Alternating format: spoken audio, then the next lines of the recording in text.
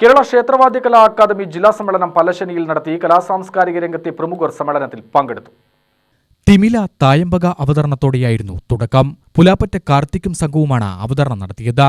Sangeetha Nataka academy chairman Mattannur Sankarankutty ഉദ്ഘാടനം ചെയ്തു. ക്ഷേത്രങ്ങളിൽ മാത്രം ഒതുങ്ങി നിന്നിരുന്ന വാദ്യകല പുറത്തേക്കും മറ്റു ഉത്സവങ്ങളിലേക്കും വ്യാപിച്ചതോടെയാണ് വാദ്യകലാകാരന്മാരുടെ ജീവിത നിലവാരം ഉയരാൻ കാരണമായതെന്ന് മട്ടന്നൂർ ശങ്കരൻകുട്ടി പറഞ്ഞു. ഞാൻ ഒരു വാദ്യ കലാകാരനാണ് എന്ന വിഷയത്തിൽ അഭിമാനിക്കുന്നതാണ്. അദ്ദേഹം പലശനെ സംബന്ധിച്ചിടത്തോളം പഴയകാല ക്ഷേത്രത്തിൻ്റെ ഓർമ്മകളാവുകയാണ്.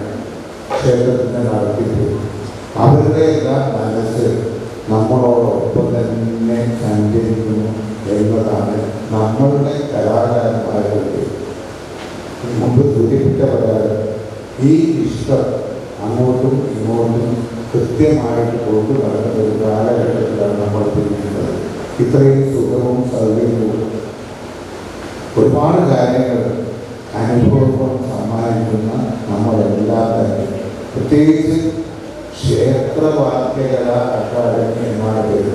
വാദ്യങ്ങൾ അല്ലെങ്കിൽ കേരളത്തിൻ്റെ കലകൾ മുഴുവൻ തന്നെ ക്ഷേത്ര അന്തരീക്ഷത്തിൽ വന്നു എന്നാണ് ചരിത്രം. ഇന്ന് അത് മാറി ക്ഷേത്രത്തിന് പുറത്തും ഒരുപാട് വേദികൾ, അത് രാഷ്ട്രീയത്തിനൊക്കെ അതീതമായിട്ടാണ് ഞാൻ പറഞ്ഞത്.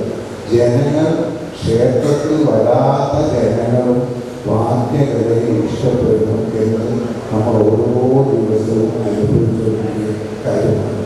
പ്രത്യേകിച്ച് അന്യമതസ്ഥർ പോലും ഇപ്പോൾ ഇതിനൊക്കെ പ്രത്യക്ഷമായിട്ടുള്ള ഉദാഹരണങ്ങളാണ് നമ്മുടെ ഉത്സവങ്ങളെല്ലാം.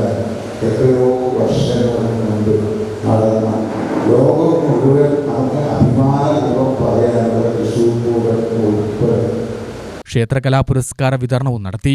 ജില്ലാ പ്രസിഡന്റ് പലശന പ്രകാശൻ അധ്യക്ഷനായി. സംസ്ഥാന പ്രസിഡന്റ് അന്തിക്കാട് പത്മനാഭൻ മുഖ്യപ്രഭാഷണം നടത്തി. സംസ്ഥാന ജനറൽ സെക്രട്ടറി കടമേരി ഉണ്ണികൃഷ്ണൻ ഹൃദയപൂർവ്വം പദ്ധതി പരിചയപ്പെടുത്തി. സംസ്ഥാന വൈസ് പ്രസിഡന്റ് പനങ്ങാട്ടിരി മോഹനൻ, അന്തിക്കോട് കൃഷ്ണപ്രസാദ്, പല്ലാവൂർ രാഘവ പിഷാരടി, പലശന ദേവിദാസ്, മടത്തിൽ ഹരി, അയലൂർ വാസവൻ, തിരുവാലത്തൂർ ശിവൻ എന്നിവർ പ്രസംഗിച്ചു. UTV news, Palakkad.